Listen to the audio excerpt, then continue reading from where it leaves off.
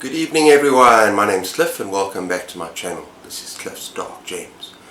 And if you're new, welcome for the first time. And tonight, it's the philosophy of reading tag. Stay tuned.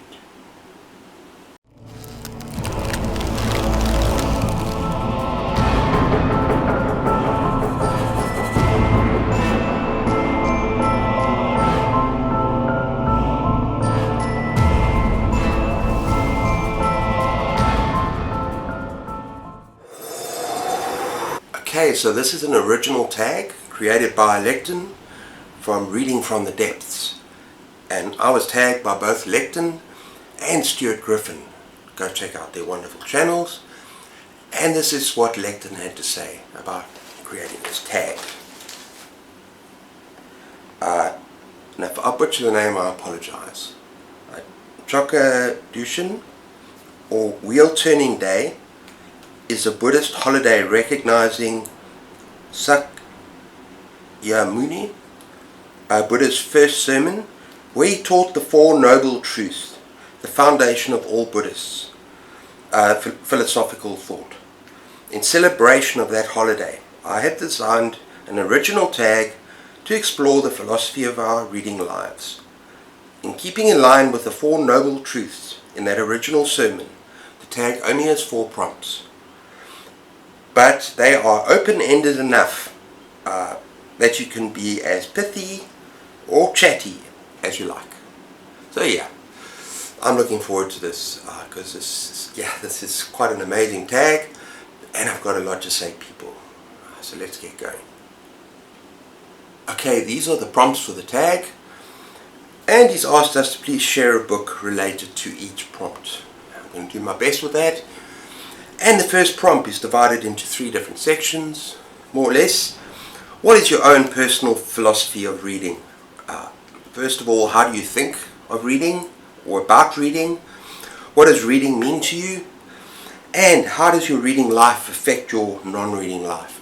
So let's first of all talk about how do you think about reading.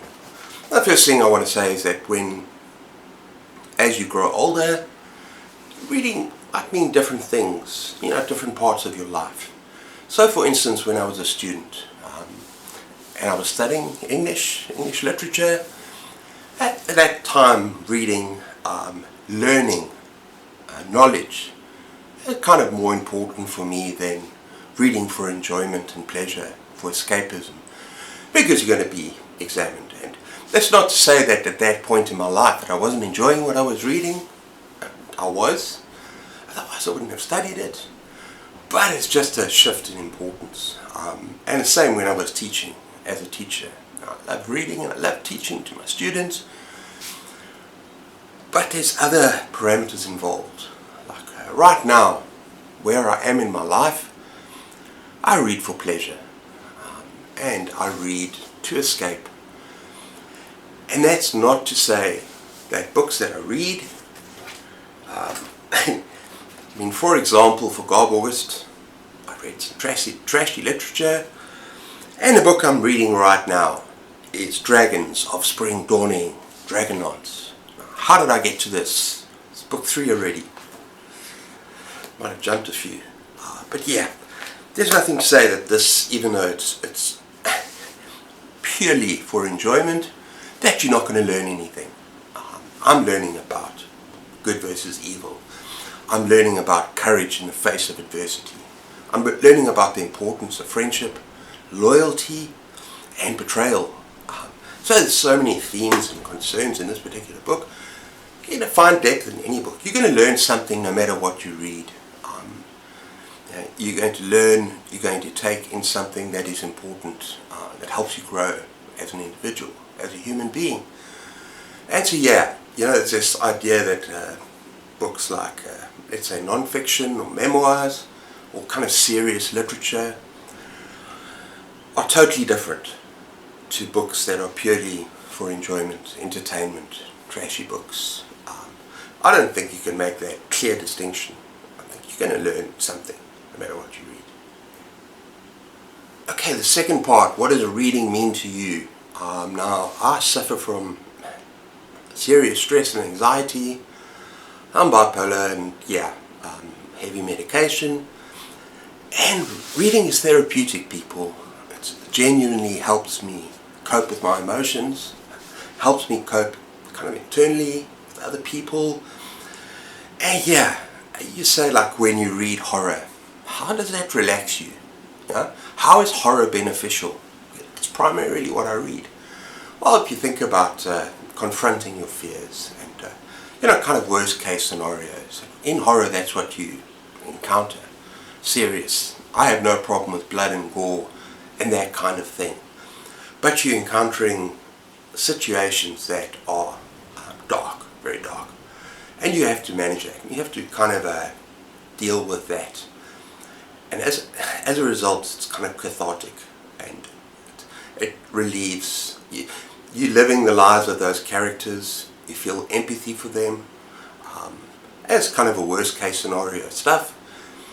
At the end of the day, you're living vicariously through those characters. And horror doesn't have to be only dark. And I think this is important because I'm going to give an example of a book.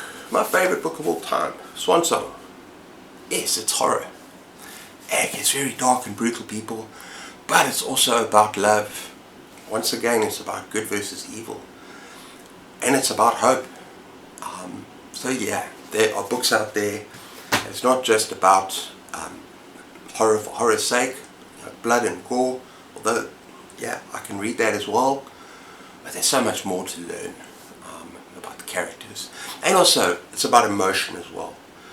I struggle with emotion. I really struggle. The medication also kind of, you don't feel as much.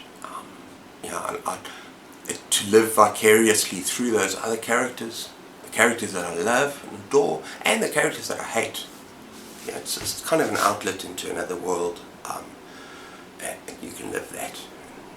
Another thing, we don't get out much. We left Johannesburg, a big city, living here in a remote area, and there's not a hell of a lot to do here, and we kind of work from home. I have a lot more time on my hands, perhaps, than a lot of other readers, but still, it's exciting, and you experience those emotions. Perhaps I wouldn't experience if I was going out clubbing, going out to pubs. We don't do any of that, or going out and meeting people and mingling, and we just don't do that. I struggle with that, people. So I can live through these books. I can live in the other worlds. I can live and enjoy what I'm reading. So and the final part of prompt 1 is, how does your reading life affect your non-reading life? People, it's all about balance. My priorities are my wife, my family, who I love very much, Layla, and obviously I have other hobbies. I enjoy gaming from time to time. Don't get as much time anymore. And I enjoy listening to music, watching movies. But it's about balance and managing that balance. And with booktube, with reading as being a booktuber, I kind of think you have to be a little bit careful because it can kind of take over that balance completely. But I actually discussed that on another video. It's about just maintaining balance between things you do in your life. Prompt number 2. When did you first come to think of yourself as a reader? Now, I remember being very, very young and being read bedtime stories by my wonderful mother and father. And that obviously had an impact. I can't remember what they read to me. But my earliest precious memory of not so much being read to is of sitting with my brothers in the living room and listening to a symphonic fairy tale, Peter and the Wolf. And this was by Sergio Prokofiev? And it's just magical. And you can actually find it on YouTube, where all the animals and Peter himself have a different sound from the symphony. And I just remember sitting there, the story being told to me, sitting and living the music and living the story. I suppose my dad tried very hard to make us love classical music. That's his passion. Turned to rock and metal instead. But hey, that's what happens. But if I think about my first memory as a reader, as an actual reader, where I engaged with the text on my own, and nothing read to me, it's a book, it's a whole series. It's not Lord of the Rings or anything like that, but it's Enid Blyton, The Magic Faraway Tree. And it truly transported me to this world of this tree and Moonface and these characters. Now, I can't remember much about it now. It's absolutely children's fantasy. But there I saw myself as a reader. The adult reader, maybe it's Stephen King, when I read 12 or 13. But I still, as a reader I would say, going far back, Enid Blyton. Number 3, what are some goals or hopes that you have for your reading life right here? So let's get more up to date right now. As a booktuber, as a reader, there's quite a few things that I want to do. Number 1, I do want to read more broadly. I want to broaden my horizons. And just recently I finished a 5-star book, which was Project Hail Mary by Andy Weir. Probably my first real science fiction book that I absolutely loved. And I do want to read more science fiction. I definitely want to get back into fantasy, because that was a staple of my childhood, but perhaps read more adult fantasy. I want to read more, maybe crime. I've given a good go. Every now and then I'll pick up another crime novel. But yeah, just broaden my horizons a little bit more. And then second of all, I made a goal at the beginning of the year, is to read everything Stephen King has written. And I'm not there yet. I've read over 60 of his books, including novels, short story collections, non-fiction, but I want to read everything the man's written. And I've got a new goal. Everything Robert McCammon has written, I want to read. I absolutely love this author. So things like that. Also to discover new authors. And then not to put pressure on myself. A third goal, a big goal. Not to put pressure on myself to read frickin' 10 to 12 books every single month, or 10 to 15 books. If I manage, no problem. That'd be awesome. But if I read 6 or 8, I think July and August I might have read like 6 books. If you're going through other life stuff, then don't put pressure on yourself. It's okay. As long as you're enjoying what you're reading. So that's a big thing. And I put something else down here as well, is to DNF more often. I'm getting better at that. If a book is not working for me, put it down. It's going to put you in a reading slump. It's going to affect your mood, that you're forcing yourself through this book. And for me, where something like mood and anxiety and stuff is so important, it's no use wasting my time. I want to read stuff that I want to read. So it's an answer to that prompt. And the final prompt: what is part of your current reading right now that is important or exciting for you? Well, I think the biggest thing I can say there is being a booktuber. I've been a booktuber for 2.5 years, and it is very exciting, people. It is wonderful to take part in things like buddy reads and reading events. For me, I've got to manage myself, but I also just love the freedom it's given me to explore different things.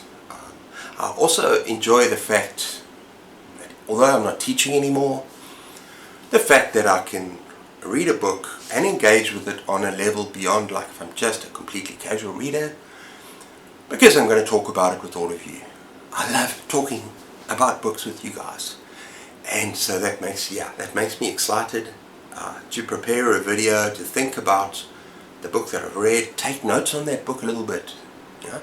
So I'm reading for fun, but at the same time I'm doing something similar, not to teaching, at a much lower level, but it's just to share my excitement with all of you.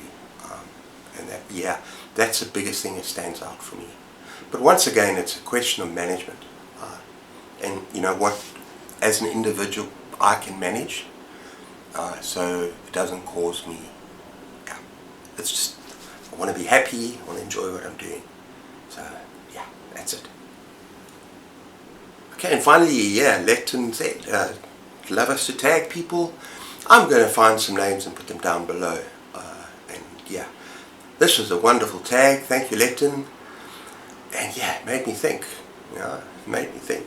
Who am I as a reader? Let me know down below. Have a conversation with me. What do you think about my thoughts, about my points that I've made? And what do you think is important about reading? You know, where are you as a reader? I'd love to have a conversation with you. But yeah, that's all from me, everyone.